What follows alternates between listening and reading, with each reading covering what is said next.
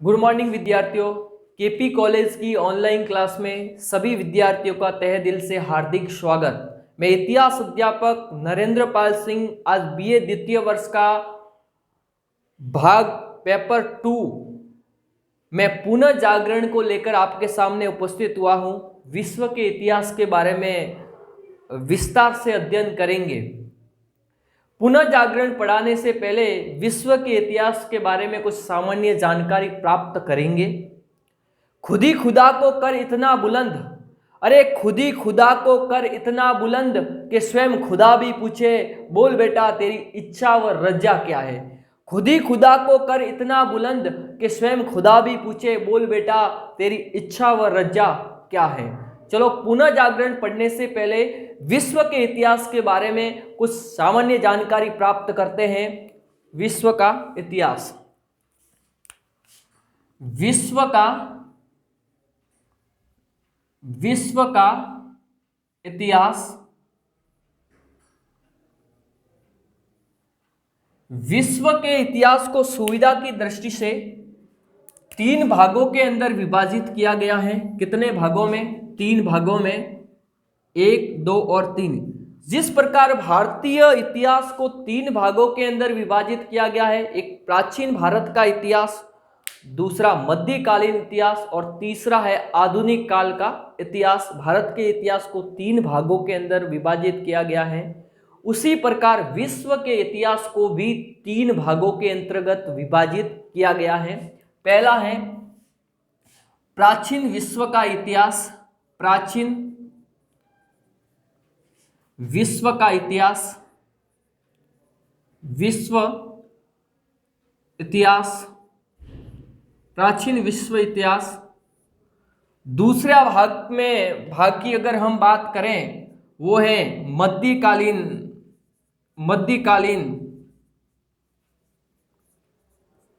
मध्यकालीन विश्व इतिहास। तीसरी बात करें, इसके बाद में आता है आधुनिक विश्व इतिहास। बीए द्वितीय वर्ष में ये टॉपिक बहुत इंपॉर्टेंट मायने रखता है। कई बार प्रश्न यहाँ से पुटअप होता है। बीए द्वितीय वर्ष के अंतर्गत यहाँ से प्रश्न आया है। अगली बार पेपर के अंदर भी आया था, पुनः जागरण से आप क्या समझते हैं। 12वीं लेवल में भी ये प्रश्न यहाँ से आता रहता है कि पुनः जागरण से क्या तात्पर्य है।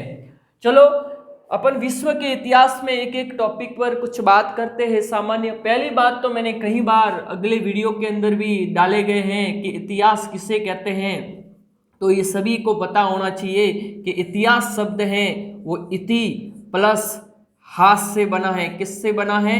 हास से। इति का मतलब होता है पहले और हास का मतलब होता है घटना। क्या होता है? घटना। प्राचीन समय में कोई ऐसी घटना हुई, प्राचीन समय में कोई ऐसी घटना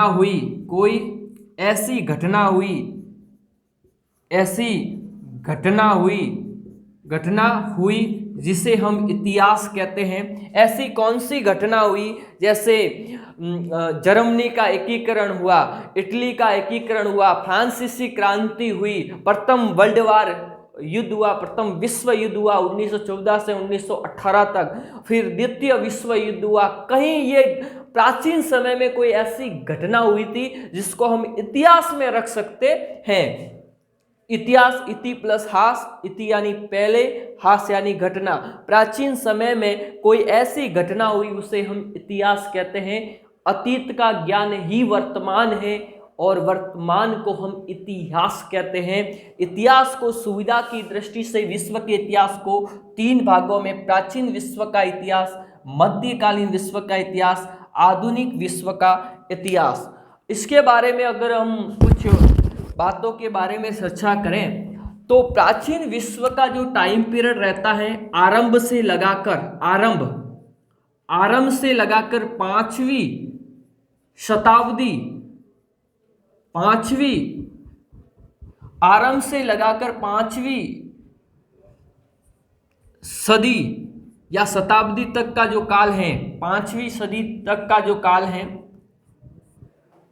वो प्राचीन इतिहास का टाइम पीरियड कहलाता है। मध्यकालीन विश्व के इतिहास की बात करें तो 5वीं शताब्दी से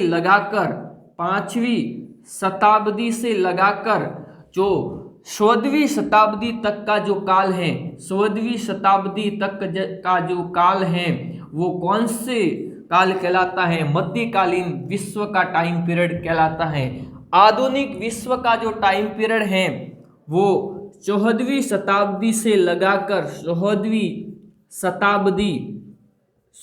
शताब्दी से लगाकर जो आज तक का जो टाइम है, वो कौन सा टाइम पीरियड कहलाता है? आधुनिक विश्व का टाइम पीरियड कहलाता है। प्राचीन विश्व का इतिहास आरंभ से 5वीं सदी, मध्यकालीन विश्व का इतिहास 5वीं सदी से 14वीं शताब्दी और आधुनिक विश्व का इतिहास 14वीं शताब्दी से आज तक का जो टाइम पीरियड है वो आधुनिक विश्व का इतिहास कहलाता है। इसमें अगर हम बात करें प्राचीन विश्व की एक एक करके, देखो पहले हम बात करेंगे कि ईस्वी सदी का मतलब, देखो ईस्वी कई जगह लिखा हुआ होता है ईस्वी। आपने देखा चंद्रगुप्त मौर्य का जो शासन है वो 322 ईसा पूर्व से 298 ईसा पूर्व माइनस में जाता है। तो इसमें और कई आप देखेंगे कि पानीपत का प्रथम युद्ध कब, 21 अप्रैल 1526 को पानीपत का प्रथम युद्ध लड़ा गया। तो देखो यहाँ ईस्वी लिखा हुआ है, तो ऐसा क्यों होता है? देखो ईसा मसीह कौन थे? आपको सभी को पता है, ईसा मसीह ईसाई धर्म के क्या थे? प्रवर्तक थे। क्या थे? प्रवर्तक थे ईसा मसीह के जन्म से, ये ईसा मसीह का जन्म हुआ और जन्म से जो पहले कोई भी घटना हुई, पूर्व में अगर पहले कोई घटना हुई है तो उसको ईसा पूर्व लिखा जाता था। क्या लिखा जाता? ईसा पूर्व। और ईसा मसीह के बाद कोई घटना घटी है तो उसको ईस्वी लिखा जाता है। क्या लिखा जाता है? ईस्वी। अपन यहाँ देख सकते हैं कि ईस्वी का लिखा जाए, प्रथम वर्ल्ड वार युद्ध हुआ 1914 से 1918 और फिर बाद में यहाँ चंद्रगुप्त मौर्य और अशोक के शासनकाल को अपन देख सकते हैं। सिंधु घाटी सभ्यता का टाइम पीरियड देख सकते हैं और वैदिक सभ्यता का टाइम पीरियड भी इसके अंतर्गत ईसा पूर्व में अपन देख सकते हो, जानकारी प्राप्त कर सकते हैं। चलो आगे हम बात करें, पुनर्जागरण की बात कर रहे थे। प्राचीन विश्व के इतिहास के अंतर्गत कई सभ्यताओं को रखा जाता है, जैसे यूनान की सभ्यता है, रोम की सभ्यता है। तो जैसे ही यूनान और रोम की सभ्यता का पतन हो गया तो एक दूसरा काल, ये सभ्यता रोम और यूनान की सभ्यता नष्ट हो गई, तो दूसरा काल देखने को मिला, वो था मध्यकालीन विश्व का इतिहास। इस मध्यकाल के अंतर्गत ऐसा ये युग था, अंधकारमय युग था, जिसमें पोप और पादरियों का बाहुबल था, धर्म का बाहुबल हो गया था, लोग अंधविश्वासी हो गए थे। पोप और पादरी स्वयं को, यहाँ उस काल के अंतर्गत अंधकार में युग था, इसमें पोप सर्स का बाहुबल था। किसका था? पोप व सर्स का बाहुबल था। पोप सर्स ईसाई धर्म इनका बाहुबल था। ये लोग अपने आप को, पोप व पादरी लोग थे, ये अपने आप को ईश्वर का प्रतिनिधि मानते थे। किसका मानते थे? ईश्वर का प्रतिनिधि कि स्वयं ईश्वर ने हमको जनता की रक्षा के लिए भेजा गया है और हमारे द्वारा जो बात कही गई है वो सर्वोपरि है, सभी को मानना पड़ेगा। लोगों का मानना था इस युग के अंदर, मध्यकालीन युग के अंतर्गत, कि पोप और पादरी के द्वारा कही गई बात कभी मतलब सत्य है, उनके द्वारा अगर कोई बात कही गई है वो सत्य है, उनको कोई, और सभी लोग इस पोप और पादरियों के मतलब गुलाम थे, उनके अधीन थे, उनका बाहुबल था और धर्म का बाहुबल उस समय मध्यकालीन लोगों में था, 5वीं शताब्दी से 14वीं शताब्दी तक। फिर एक दिन लोगों को इस बात का समझ में आया कि पोप और पादरी सर्वोपरि नहीं है, ये हमारा शोषण करते हैं, सामंतवाद हमारा शोषण करता है, अमीर लोग गरीबों का शोषण करते हैं। तब एक मध्यम वर्ग का उदय हुआ और इस मध्यम वर्ग के लोगों ने उनका विरोध कर दिया और एक नया काल देखने को मिला। वो था आधुनिक विश्व के इतिहास में रख सकते हैं जो आज तक फिर एक नए काल को पुनः जागरण के अंतर्गत अपन रख सकते हैं। ये हमारी कुछ सामान्य जानकारी थी। अपन बात करेंगे पुनः जागरण क्या है। पुनः जागरण क्या है? रोम और यूनान की सभ्यता नष्ट हो गई तो सामंतवाद का बाहुबल हो गया, धर्म का बाहुबल होने लगा। उनका विरोध कुछ मध्यम वर्ग लोगों ने विरोध किया। पुनः जागरण के बारे में जानकारी प्राप्त करेंगे। पुनः जागरण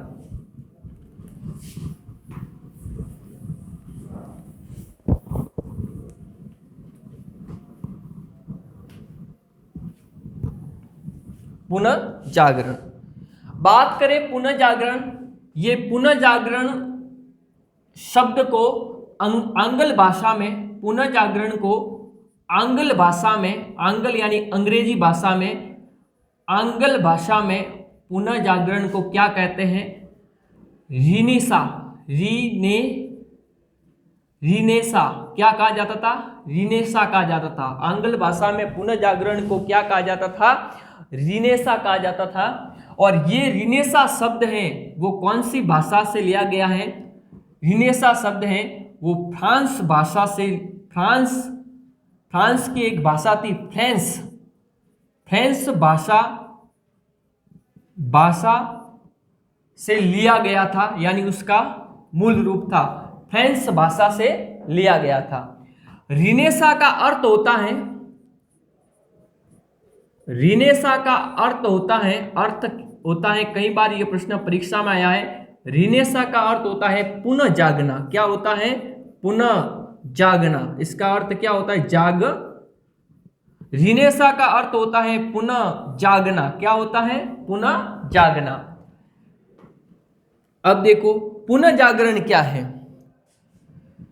मध्ययुगीन एक अंधकारमय युग था। पुनः जागने का मतलब होता है पुनः जागना। ऐसा नहीं है कि मनुष्य को निंद्रा से जगाना, लेकिन इसका मतलब यह है कि मनुष्य में मानवतावाद को जागृत करना। एक उदाहरण के तौर पर देख सकते हैं कि अपन पढ़ाई करने के लिए एक अलार्म सुबह करते हैं कि मैं 5 बजे उठकर पढ़ाई करूंगा, लेकिन जैसे ही वो 5 बजे अलार्म बजता है और फिर हम थोड़ी देर के लिए फिर उसको बंद कर देते हैं, फिर कहते हैं कि 5 मिनट के बाद मैं उठकर पढ़ लूंगा, फिर 2-3 घंटे पुनः नींद आ जाती है और नींद आने के बाद हम पुनः उठते हैं, उसे पुनः जागरण कहते हैं। क्योंकि ये पुनः जागरण सबसे पहले कहाँ हुआ था? यूरोप में, महाद्वीप में। कहाँ हुआ था पुनः जागरण? कहाँ हुआ? यूरोप में। ये यूरोप के लोग जागे तो थे लेकिन फिर पुनः जागे। जब हम अलार्म करने के बाद एक बार जागे तो क्या हो गया? हमारा जागरण हो गया। क्या हो गया? जागरण। और फिर वापस जागे तो उसको क्या बोलते थे? पुनः जागरण। क्या बोला जाता है? उदाहरण दिया है मैंने पुनः जागरण। और पुनः जागरण कहाँ हुआ था? यूरोप में। यूरोप में बहुत सारे देश आते हैं, जैसे इटली है, जर्मनी है, इटली, जर्मनी, ब्रिटेन, फ्रांस आदि देश, कई देश यूरोप के अंतर्गत आते हैं। अपन बात कर रहे हैं पुनः जागरण की। किसकी बात कर रहे हैं? पुनः जागरण। उसका अर्थ होता है मनुष्य में मानवतावाद को जागृत करना। मनुष्य में पुनः जागरण का अर्थ क्या होता है? मनुष्य में मानवतावाद को जागृत करना। क्या? मानवतावाद को जागृत करना। यह पुनः जागरण का अर्थ होता है, मनुष्य में मानवतावाद को जागृत करना। पुनः जागरण के अन्य नाम क्या है? अन्य नाम पुनः जागरण को और किस नाम से जाना जा सकता है? कई बार प्रश्न अगर पूछा जाए इसको अन्य नाम में, एक तो है पुनः जीवन। क्या है? पुनः जीवन भी कहा जाता है पुनः जागरण को। पुनः जन्म भी कहा जाता है, पुनः जन्म भी कहा जाता है। दूसरा उसका पुनः जीवन, पुनः जन्म, बौद्धिक चेतना, बौद्धिक चेतना, सांस्कृतिक पुनरुत्थान, सांस्कृतिक पुनरुत्थान आदि नामों से जाना जाता है किसको?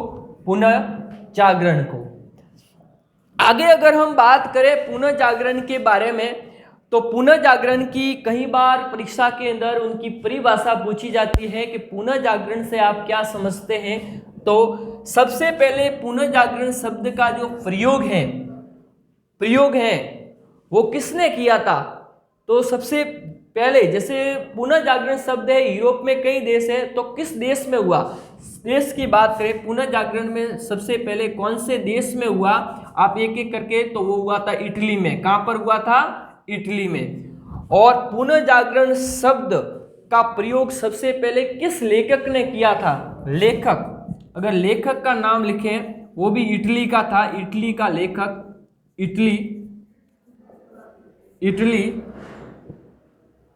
इटली लेखक वैसारी के द्वारा सबसे पहले पुनर्जागरण शब्द का प्रयोग किया गया था। किसने किया था? वैसारी ने। यह भी कंपटीशन एग्जाम में बहुत बड़े महत्व रखता है। किस देश ने सबसे पहले, किस देश में पुनर्जागरण हुआ था? इटली में। किस लेखक ने?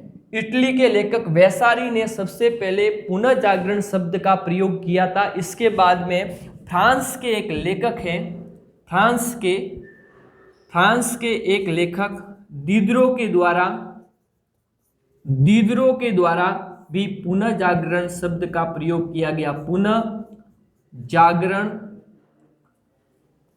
शब्द का प्रयोग किया गया।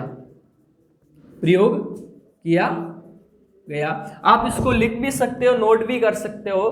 देखो, पुनर्जागरण को आंग्ल भाषा में रिनेसा कहा जाता है। वो फ्रेंच शब्द से लिया गया है। रिनेसा का अर्थ होता है पुनर्जागना, मनुष्य में मानवतावाद को जागृत करना इसका अर्थ होता है। पुनर्जागरण के अन्य नाम पुनर्जीवन, पुनर्जन्म, बौद्धिक चेतना, सांस्कृतिक पुनरुत्थान। सबसे पहले पुनर्जागरण इटली नामक देश में हुआ था। और सबसे पहले लेखक, किस लेखक ने पुनर्जागरण शब्द का प्रयोग किया? इटली के लेखक वैसारी ने इटली में मूर्तिकला और सांस्कृतिक कला के संदर्भ में सबसे पहले पुनर्जागरण शब्द का प्रयोग किया था। और फ्रांस के एक लेखक दीदरो ने भी पुनर्जागरण शब्द का प्रयोग किया था। आगे हम बात करें पुनर्जागरण के संदर्भ में कि पुनर्जागरण की परिभाषा की अगर हम बात करें, कुछ परिभाषा अपन बात करते हैं। परिभाषा जो परीक्षा में कई बार आता है, परिभाषा। पहली परिभाषा के अंतर्गत आप लिखेंगे, मध्यकाल की कुरीतियों को समाप्त कर, मध्यकालीन कुरीतियों को समाप्त कर पुनः प्राचीन गौरव को प्राप्त करने का जो प्रयास किया गया, उसे हम पुनर्जागरण की संज्ञा दे सकते हैं। प्राचीन गौरव सवद्वी से 16वीं शताब्दी में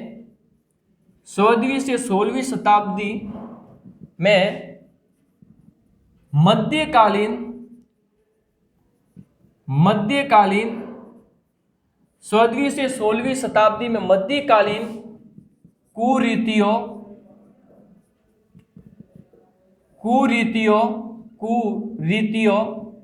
को समाप्त कर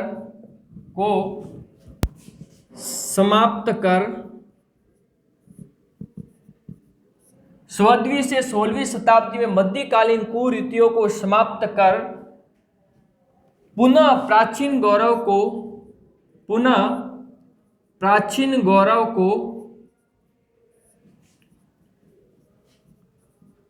को प्राप्त करने का प्रयास किया गया,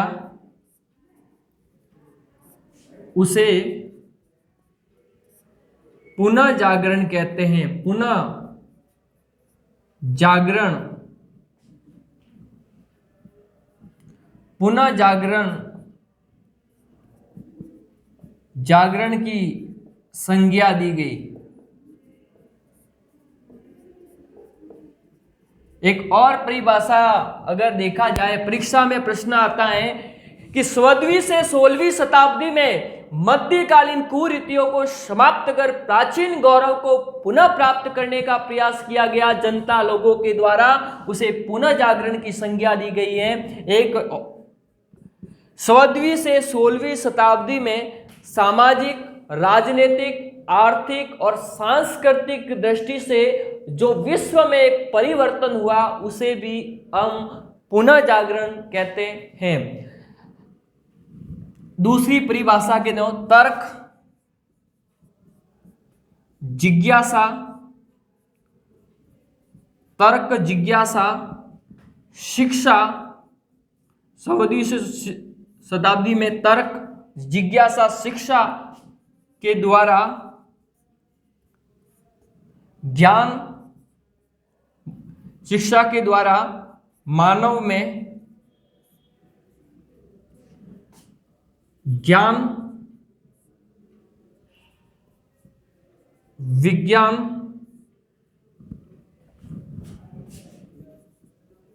कला, साहित्य, ज्ञान, विज्ञान, कला, साहित्य, संस्कृति में जो प्रगति हुई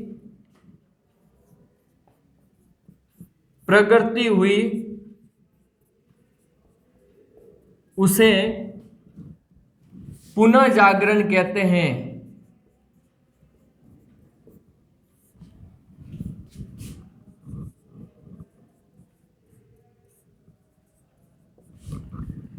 तर्क, जिज्ञासा, शिक्षा के द्वारा मानव में ज्ञान, विज्ञान, साहित्य, कला और संस्कृति में जो प्रगति हुई इसे पुनः जागरण कहते हैं। प्राचीन देखो, मध्यकालीन युग में अंधकार में युग था, लोगों के पास ज्ञान नहीं था, न कला का, न साहित्य का, न संस्कृति में, लेकिन कुछ ऐसा परिवर्तन आया जिसमें धर्म के अलावा उनको यथार्थवादी, उपयोगितावादी शिक्षा दी गई और लोगों ने शिक्षा प्राप्त करने के बाद उसमें ज्ञान, विज्ञान, कला और साहित्य में जो परिवर्तन हुआ जनता में उसे को पुनः जागरण कहते हैं। एक बार पुनः हुआ था लेकिन उस समय किसी कारणवश से उनमें इतना ज्ञान नहीं हो पाया और पुनः वो किसी के अधीन यानी उसका शोषण प्रारंभ हुआ, लेकिन इस बार पुनः हुआ इसलिए उसको पुनः जागरण के नाम से जाना जाता है। और सबसे पहले जो पुनः जागरण है वो एक देश में हुआ था जिसका नाम है इटली, और इटली एक यूरोप महाद्वीप का क्या है, देश है। और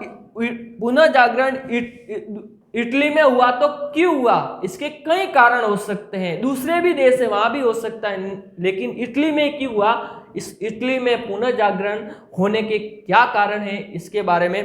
पहला कारण था कि इटली है वो रोमन सभ्यता के प्राचीन अवशेष प्राप्त हुए, कुछ खंडर और कुछ महल ऐसे प्राप्त हुए, कुछ साहित्य ऐसे प्राप्त हुए जिसमें जनता ने उस खंडरों और महलों को देखा और उस देखने के बाद में उसमें कुछ परिवर्तन हुआ जिसके कारण सबसे पहले इटली में पुनः जागरण हुआ।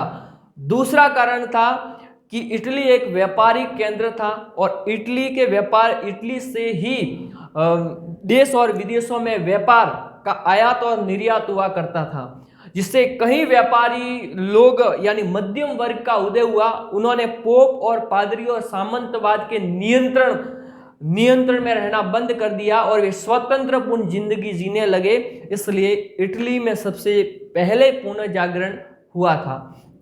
तीसरा कारण यह था कि जैसे ही मध्ययुगीन कालीन सामंतवाद की समाप्ति हुई तो इटली में सबसे पहले नगरों का विकास हुआ, जिसमें वेनिस, नेपल्स आदि ऐसे नगरों का विकास हुआ जिसमें कारण व्यापारी लोग हैं वो नगरों की ओर गमन कर गए और वहां उन्होंने दुकानें लगाई और कुछ दुकानें लगाई और व्यापार करने लगे, वो धनी हो गए। धनी व्यापारी हो गए, धन संपन्न हो गए, और धन संपन्न व्यापारी कभी किसी के अधीन नहीं रहता है, जिसके कारण उनका रहन सहन खान पान बिल्कुल अलग हो गया। उन्होंने लोगों से बिल्कुल अलग होने के कारण सबसे पहले इटली में पुनः जागरण हुआ। चौथे कारण की अगर बात करें तो पहले लोगों को जो धर्म के बारे में शिक्षा दी जाती थी उसके लिए उसको चर्च में पादरियों के वहां जाना पड़ता था। धर्म के बारे में ही शिक्षा दी जाती थी, अन्य कोई शिक्षा नहीं दी जाती थी, न उनको उपयोग और उनके मानवतावाद का विकास हो ऐसी कोई शिक्षा नहीं दी जाती थी। लेकिन इटली में सबसे पहले मानवतावादी, यथार्थवादी और उपयोगितावादी शिक्षा दी गई ताकि लोगों के आगे काम हो जाए। उनको शिल्प कला का ज्ञान दिया गया, ज्ञान विज्ञान तर्क शिक्षा का ज्ञान दिया गया, दर्शन शास्त्र आदि कई ज्ञान दिए गए, जिसके कारण सबसे पहले इटली में पुनः जागरण हुआ। दूसरा इटली में पुनः जागरण होने का कारण है कि पुनः जागरण के जितने भी अग्रदूत थे जो इटली में विराजते थे, जैसे दाते, पेट्राक, बुकासियो, माइकल मैकियावली नामक इतने मतलब लेखक और अग्रदूत थे, वो इटली के निवासी थे। इसलिए इटली में एक नगर है जिसका नाम है फ्लोरेंस नगर, जिसको विद्वानों के नगर के नाम से भी जाना जाता है। इसलिए सबसे पहले इटली में पुनः जागरण हुआ। पुनः जागरण का मतलब होता है एक बार फिर से जागना। पुनः जागरण का अर्थ होता है पुनः जागना, जिसमें मानवतावाद को जागृत करना। इतना कहकर मैं यहाँ से विदा लेता हूँ। इस वीडियो के ऊपर ज़्यादा से ज़्यादा प्रतिक्रिया जरूर दीजिएगा। धन्यवाद।